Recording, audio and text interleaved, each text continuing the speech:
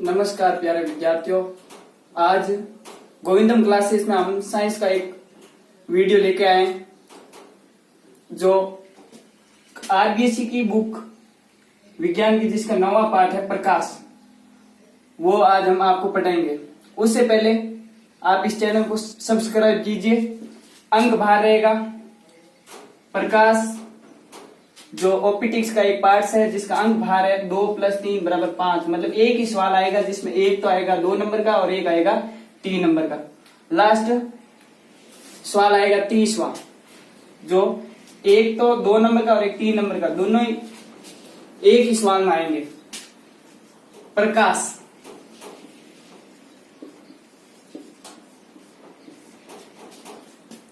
Chapter का नाम है प्रकाश। प्रकाश का एक प्रकार की एक एनर्जी है, एनर्जी ऊर्जा है प्रकाश, जो सबसे ज्यादा अपन को पृथ्वी के ऊपर सूर्य से प्राप्त होती है। प्रकाश है जो सबसे ज्यादा हमको सूर्य से प्रकाश प्राप्त होता है। सूर्य प्रकाश का सबसे बड़ा स्रोत है। तो देखो, अब ये प्रकाश है, सूर्य का सबसे बड़ा स्रोत है प्रकाश। इस प्रकाश से हम देख सकते हैं। तो प्रकाश से कैसे देखते हैं? ये कोई वस्तु है, ये कोई वस्तु है और ये कोई देखने वाला है, दर्शक। तो कैसे दिखाई देगा? सूर्य से प्रकाश किरणें आएगी, सूर्य से प्रकाश किरणें आएगी, वो जो वस्तु होगी उस पर टकराकर परावर्तित होगी। परावर्तित होने के बाद में हमारी आंख पे, रेटिना पे पड़ेगी। कहां पे पड़ेगी? रेटिना पे। और रेटिना से सूचनाएं जाएगी मस्तिष्क तक और मस्तिष्क में हमारा चित्र बन जाएगा, जो जिस वस्तु को हम देखते हैं उस वस्तु के बारे में हमें पता चल जाएगा। दूसरी बात है, प्रकाश से हम रंग का पता कर सकते हैं। किसका? रंग का। क्योंकि सूर्य से आने वाले प्रकाश में 7 रंग होते हैं। कितने रंग होते हैं? 7 रंग। तो हमें कैसे पता चलता है कि भाई हरा रंग है, ये सफेद रंग है, ये काला रंग है? तो इसको देखने के लिए चाहे कोई वस्तु है, ये वस्तु है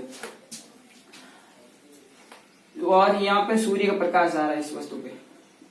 मान लीजिए ये वस्तु हरे रंग की है, हरे रंग की है, तो क्या होगा? ये प्रकाश सूर्य के अंदर, सूर्य के प्रकाश के अंदर 7 रंग होते हैं। कितने रंग होते हैं? 7 रंग होते हैं। अब जिस 7 में से ये हरे रंग को तो वापस हमारी आंखों तक परावर्तित कर देगी, बाकी रंगों को क्या कर लेगी? अवशोषित कर लेगी ये वस्तु खुद बाकी रंगों को, और हरे रंग को हमारी आंखों तक परावर्तित कर देगी। इस तब हमें पता चलेगा कि ये हरे रंग की वस्तु है।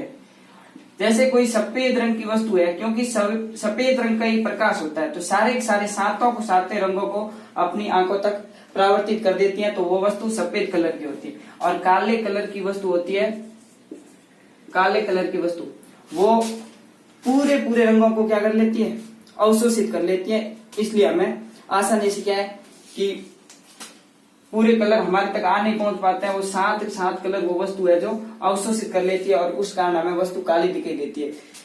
कृष्णिका विकिरण सिद्धांत था, कृष्णिका विकिरण सिद्धांत, कृष्णिका विकिरण सिद्धांत। वो सिद्धांत ये कहता है कि काला रंग है जो सभी रंगों को क्या कर देता? अवशोषित। तो हमें अवशोषित करने के कारण कोई भी रंग उस वस्तु का दिखाई नहीं देता है। और वो अब अगर हम उसके हिसाब से देखें तो अगर कोई काले रंग का है तो उस पे अपन अगर प्रकाश को डालेंगे तो पूर्ण रूप से अवशोषित कर लेगा, प्रकाश हमारी आंखों तक नहीं पहुंच पाएगा और वहां अपन कुछ नहीं देख पाएंगे। अब अपन ने बात की है प्रकाश परावर्तित होने के बाद में हमारे आंखों तक पहुंचता है। तो प्रकाश का परावर्तन क्या होता है? प्रकाश का परावर्तन, जब प्रकाश किसी पृष्ठ पर टकराकर वापस उसी दिशा में लौट जाती है। जब प्रकाश किरण प्रकाश किरण किसी पृष्ठ पर टकराकर वापस उसी दिशा में लौट जाती है, उस घटना को प्रकाश का परावर्तन कहते हैं। मान लीजिए ये कोई परावर्तक पृष्ठ है, परावर्तक पृष्ठ है, और ये प्रकाश किरण इस परावर्तक पृष्ठ पर टकरा रही है, टकरा के वापस इसी दिशा में वापस लौट जाती है, इसे हम प्रकाश का परावर्तन कहते हैं। तो ये जो आने वाली किरण होती है आपतित किरण, आपतित किरण, और ये जाने वाली किरण होती है परावर्तित किरण। प्रकाश का परावर्तन मतलब किसी पृष्ठ पे टकरा रही है किरण और वापस उसी दिशा में लौट रही है, उसे हम प्रकाश का परावर्तन कहते हैं। तो देखो ये एक अपन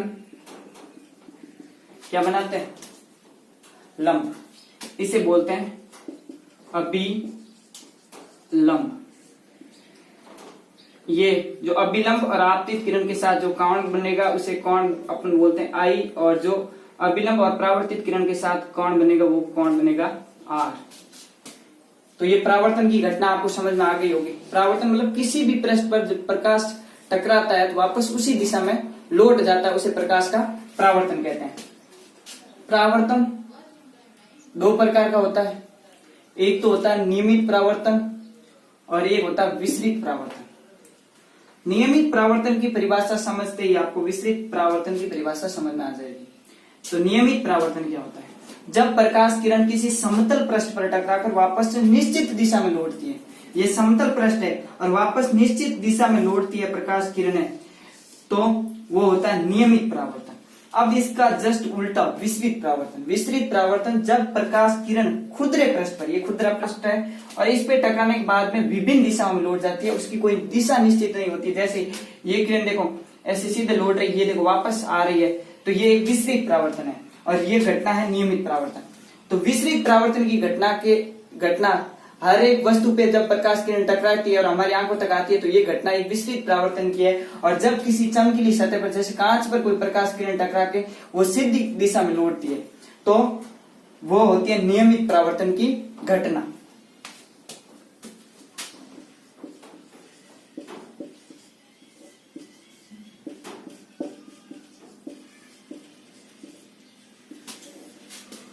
अब है परावर्तन के नियम। ये कोई परावर्तक पृष्ठ है, ये आपतित किरण है और ये वापस आपतित किरण परावर्तित होकर वापस उसी दिशा में लौट रही है, अर्थात परावर्तन की घटना घटित हो रही है। और ये अपन ने बताया था ये अभिलंब है। परावर्तन के नियम क्या कहते हैं, पहला नियम कहता है कि परावर्तित किरण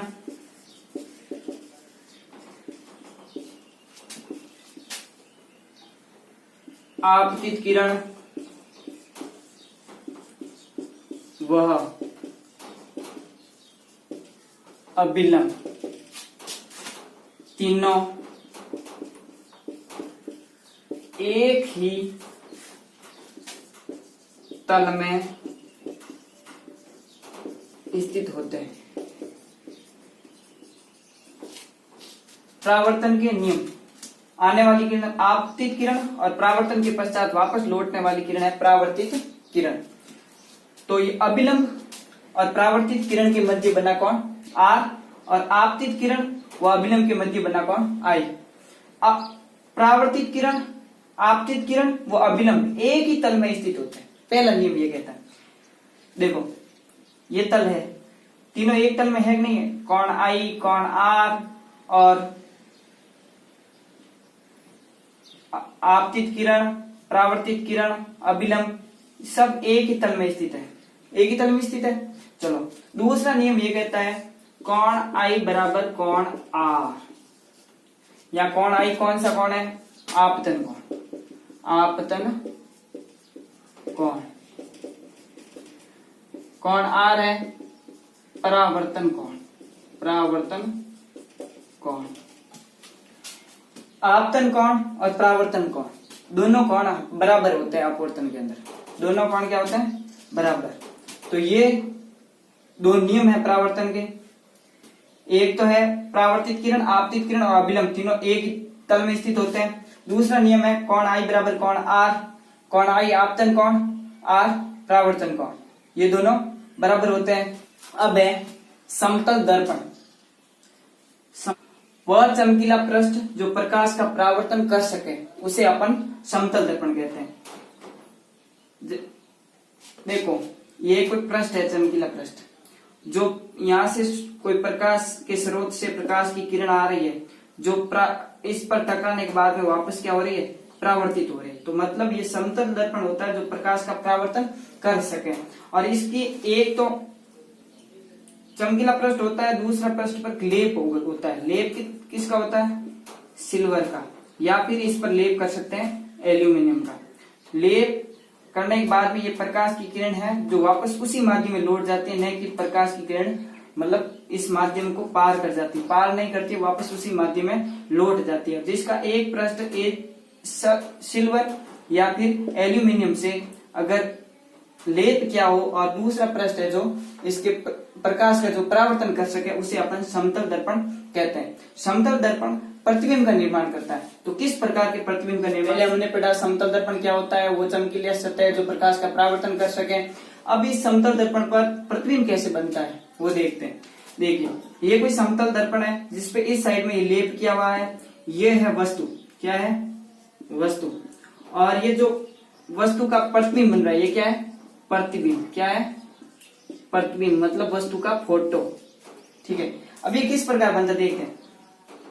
पहला तो प्रतिबिंब जितनी वस्तु की हाइट होगी, वस्तु की ऊंचाई, वस्तु की ऊंचाई उतनी ही प्रतिबिंब की ऊंचाई होगी, प्रतिबिंब की ऊंचाई। तो समतल दर्पण पर वस्तु की और प्रतिबिंब की ऊंचाई बराबर होती है। दर्पण और वस्तु के मध्य दूरी और प्रतिबिंब और दर्पण के मध्य दूरी भी क्या होती है, बराबर होती है। और जैसे मतलब ये दर्पण है और दर्पण और वस्तु के मध्य कितनी दूरी होती है, उतनी दूरी दर्पण और प्रतिबिंब के बीच की दूरी होती है समतल दर्पण पर प्रतिबिंब की स्थिति। और अब समतल दर्पण पर जो प्रतिबिंब बनता है वो हमेशा आभासी बनता है। कैसा बनता है, आभासी, उसका आभास कर सकते हैं, वास्तविक प्रतिबिंब नहीं बनता है। वास्तविक प्रतिबिंब बनता है उसकी अपन छायाचित्र पर्दे पर प्राप्त कर सकते हैं, लेकिन आभासी प्रतिबिंब एक झूठा प्रतिबिंब होता है जिसकी अपन छाया है जो पर्दे पे नहीं प्राप्त कर सकते हैं। इस वजह से समतल दर्पण पर जो प्रतिबिंब बनता है वो आभासी बनता है। इसकी ऊंचाई प्रतिबिंब की और वस्तु की ऊंचाई बराबर होती है, और दर्पण और वस्तु के मध्य दूरी और प्रतिबिंब और दर्पण के मध्य दूरी होती है जो बराबर होती है। ये समतल दर्पण पर प्रतिबिंब का बनना समझ में आ गया होगा आपको। गोलीय दर्पण, ऐसा दर्पण जिसका परावर्तक पृष्ठ गोलीय हो उसे अपन गोलीय दर्पण कहते हैं। गोलीय कैसे, गोलीय दर्पण हमेशा एक गोले का भाग होता है। ये गोला है, ये प्रकाश का परावर्तन कर सकता है, तो अपन इसका एक भाग को काट दिया जाए और काट के इसको दर्पण के रूप, तो ये गोलीय दर्पण होगा। ये गोलीय दर्पण होता है, ये गोले का भाग होता है जिसको काट कर अपन दर्पण के रूप में प्रयोग ले सकते हैं, वो गोलीय दर्पण होता है। तो कहने का मतलब है ऐसा दर्पण जिसका परावर्तक पृष्ठ गोलीय हो उसे गोलीय दर्पण कहते हैं। गोलीय दर्पण दो प्रकार का होता है। गोलीय दर्पण दो प्रकार के होते हैं, एक तो होता है उत्तल दर्पण, दूसरा होता है अवतल दर्पण। गोलीय दर्पण गोले का वह भाग जो प्रकाश का परावर्तन कर सके। अब है उत्तल दर्पण, ऐसा गोलीय दर्पण जिसका परावर्तक पृष्ठ बाहर की ओर वक्रित हो उसे उत्तल दर्पण कहते हैं। परावर्तक पृष्ठ है जो बाहर की ओर, ये देखो परावर्तक पृष्ठ है जो बाहर की ओर वक्रित है, और जो अंदर की ओर इसके लेप किया हुआ है, या तो सिल्वर का है या फिर एल्यूमिनियम का लेप कर सकते हैं, और जो बाहर की ओर वक्रित हो वो उत्तल दर्पण कहलाता है। देखो ऐसा गोलीय दर्पण जिसका परावर्तक पृष्ठ बाहर की ओर वक्रित हो, जो बाहर की ओर वक्रित होता है वो उत्तल दर्पण। अब यहाँ कंफ्यूज हो जाते हैं कि बाहर की ओर अंदर की ओर, इसमें क्या है, कंफ्यूज होते हैं। तो कंफ्यूज होने का अब ना मत लो, क्यों, क्योंकि उत्तल दर्पण, उत्तल में तीन वर्ड है, तीन अक्षर है, उत्तल, और अवतल में होता है 4। तो उत्तल में 3 मतलब छोटा है, तो छोटे को बाहर रखो और जो बड़ा है उसको अंदर रखो। चलो, ऐसा गोलीय दर्पण जिसका परावर्तक पृष्ठ बाहर की ओर वक्रित हो, छोटा है उत्तल तो इसको बाहर रखो, तो बाहर की ओर वक्रित है तो वो उत्तल दर्पण कहलाता है। और जस्ट इसका उल्टा अवतल दर्पण, ऐसा गोलीय दर्पण जिसका परावर्तक पृष्ठ अंदर की ओर वक्रित हो उसे अवतल दर्पण कहते हैं। जिसका परावर्तक पृष्ठ है जो अंदर की ओर वक्रित हो उसे अपन कहते हैं अवतल दर्पण। अब देखो,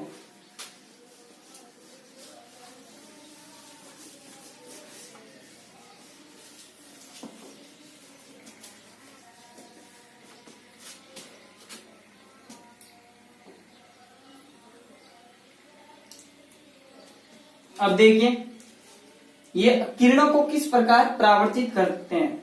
तो सबसे पहले अपन देखते हैं अवतल दर्पण। ये अवतल दर्पण है, ये इसका अभिलंब, यहां से कोई प्रकाश किरण आ रही है तो ये वापस परावर्तित कर देगा, और यहां से जो भी प्रकाश किरण आ गई इसको भी वापस परावर्तित कर देगा। तो यहां पर है जो जहां पर ये प्रकाश किरण आपस में काटेगी वो होता है फोकस बिंदु। क्या होता है? फोकस बिंदु। लेकिन उत्तल दर्पण प्रकाश किरणों को किस प्रकार परावर्तित करता है, देखिए, क्योंकि ये बाहर की ओर वक्रित है तो यहाँ प्रकाश किरण आएगी तो अंदर की ओर जाएगी, अपन को प्रकाश किरण अंदर की ओर जाती हुई प्रतीत होगी, तो ये वापस यहां से टकरा के वापस ऐसे लौटेगी। और ये प्रकाश किरण है, ये भी अंदर की ओर जाते हुए दिखेगी और वापस यहां टकरा कर वापस ऐसे लौटेगी। तो ये फोकस बिंदु है जो उत्तल दर्पण में अंदर की ओर दिखाई देता है। अपन आगे की क्लास में पढ़ेंगे अवतल दर्पण और उत्तल दर्पण पर वस्तु से प्रतिबिंब कैसे बनता है।